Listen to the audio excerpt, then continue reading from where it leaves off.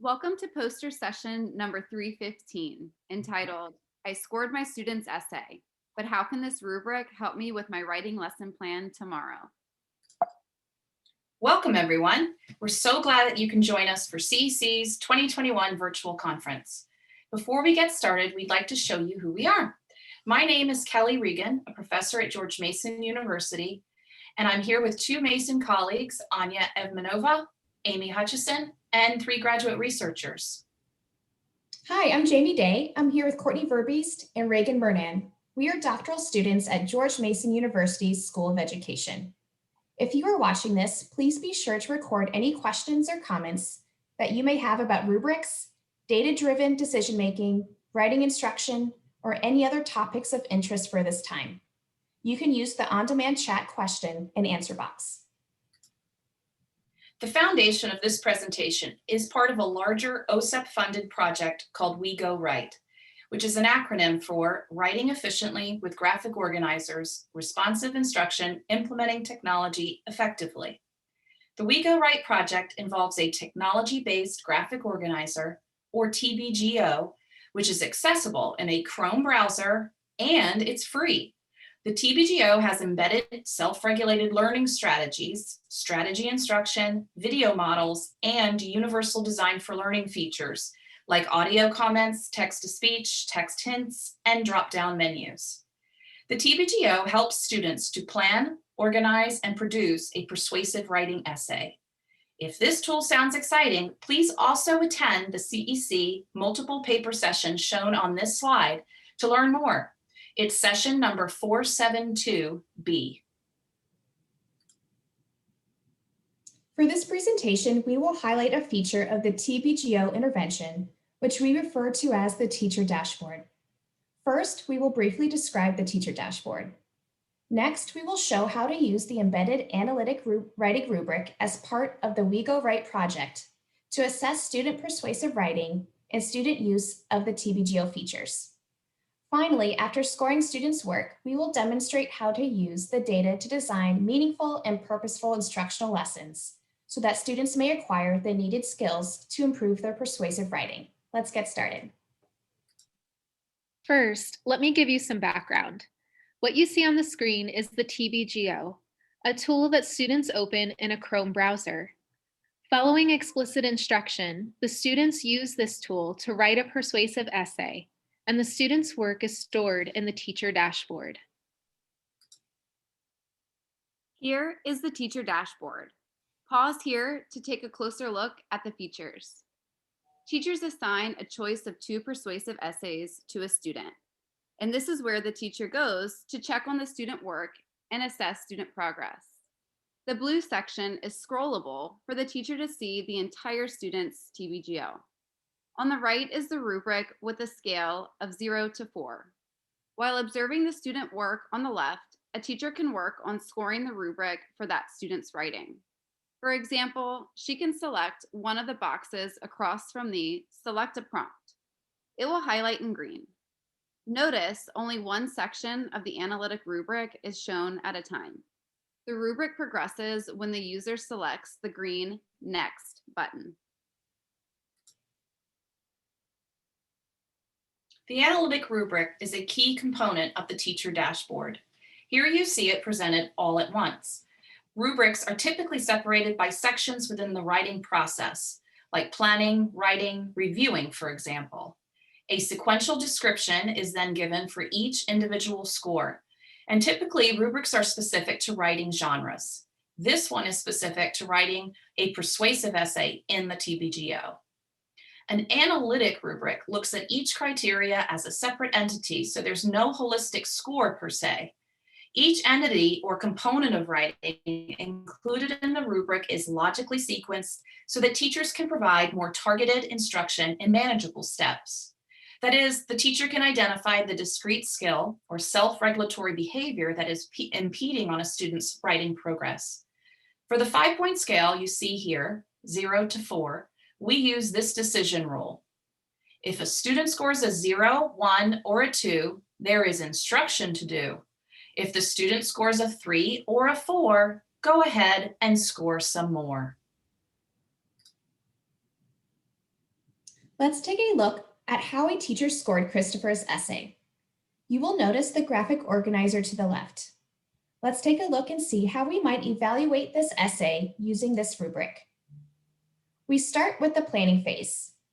We can see by looking at what Christopher has done in the top section of the blue TPGO Select a Prompt that he has checked all the prompts showing an ability to pick a side, interest in the topic, and the selection of one prompt. So look to the rubric and see that the teacher clicked on the box indicating a score of 4. We notice that Christopher has selected an essay goal of including 3 reasons and 2 explanations. And the teacher knows that this is a relevant and attainable goal for him. So she gave him a 4 here too. Next, I see that he has chosen a personal writing goal to write a relevant topic sentence that includes his opinion. Again, because the teacher knows that he has done this independently and that this is an attainable goal for him, she selected a 4. Next, I notice that Christopher has checked the brainstorming strategy of make a list, but he has not fully transitioned all of his brainstorming ideas into the keywords column. So he has earned a 3 here in this rubric. Now moving along to the writing portion of the graphic organizer. I see that Christopher has identified his opinion using the sentence, "Yes, I think 10-year-old kids should be able to stay home by themselves." Looking back at the prompt he selected, I see evidence that he has included key vocabulary from the prompt while also clearly identifying his opinion. So he has met the criteria for a 4 here too. Let's see how Christopher did now in determining his reasons. I see that he has 3 reasons: home is safe, no trouble, and old enough. While he does determine 3 reasons that support his opinion, the first 2 are a bit repetitive. So since that fits the description found under the 3 column, the teacher selected a 3 here. Continuing to work through the rubric in reference to Christopher's essay, I notice that he does explain why or say more for at least one reason when he states that kids can cross the street by themselves.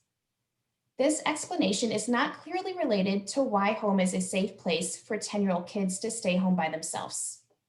Also, he gives a second reason that the 10-year-olds will not get into trouble, but the explanation refers to video games, and the reader is not clear as how this relates to the reason. Therefore, the teacher selects a score of 2 for this. Remember the decision rule. Since a 2 is selected, there is instruction to do. We stop scoring. The persuasive writing skill of supporting your reasons with explanations that say more is the targeted instructional foci that aligns with Christopher's writing needs. There is no need to score anymore. It is now time to provide instruction.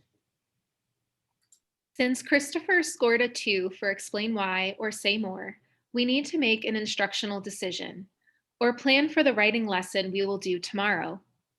In the teacher dashboard, there is a box titled Instructional Decision. You see this on your screen. In that box are 3 columns with guiding questions.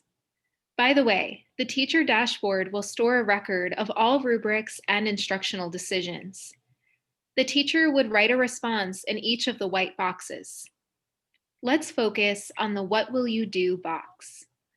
Notice a blue link to a DDDM planning, writing, or reviewing map. Here, DDDM refers to data-driven decision-making.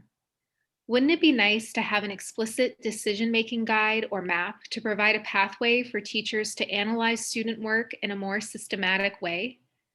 Well, let's look at the writing map specifically, since this is the area of the rubric and the writing process where Christopher needs support. Pause here in the recording if needed to look closely at the map. The DDDM map is used to identify an instructional decision. A teacher would start at the top and ask themselves the questions posed here on the map. For Christopher, the student would follow yes until answering the prompt, did the student score a 3 or better on explain why or say more? Here, the answer is no. He scored a 2. In the blue box is a selection of varied instructional decisions. The TBGO has links to brief but powerful content videos that a teacher can assign to the student. Also, the teacher may determine that assigning a how-to video, also embedded and found in the TBGO, would be helpful for Christopher. A third option is to check in with the student.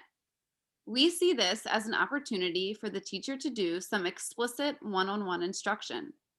Look in the yellow box for specific teacher actions. A teacher can select one or all three of these instructional moves to support Christopher. Whatever is determined is then written into the "What will you do" box in the instructional decisions section on the teacher dashboard. To learn more about the content videos and how-to videos or other features that we mentioned but did not have time to elaborate on, please attend the other WEGO-RIITE session featured on the third slide of this presentation, or at the interactive session Technology Playground. We will see you there. Here is our final thought. When teachers use data to make instructional decisions, like we just illustrated in the teacher dashboard, this is known as data-driven decision-making, or DDDM. DDDM is a systematic process for using data in order to bring evidence to bear on instructional decisions and individualize instruction. As changes to instructional practices are implemented or as student needs change, teachers continuously move through this cycle. In this case, we are advocating the use of rubric data to meet students' needs in the area of writing. Data collected through the use of a rubric can guide teachers to make instructional decisions and identify and implement appropriate instruction to improve student writing performance. We hope this presentation was useful for you. Please add your comments or questions in the chat box, and thank you for attending our presentation, and please enjoy the rest of your conference experiences.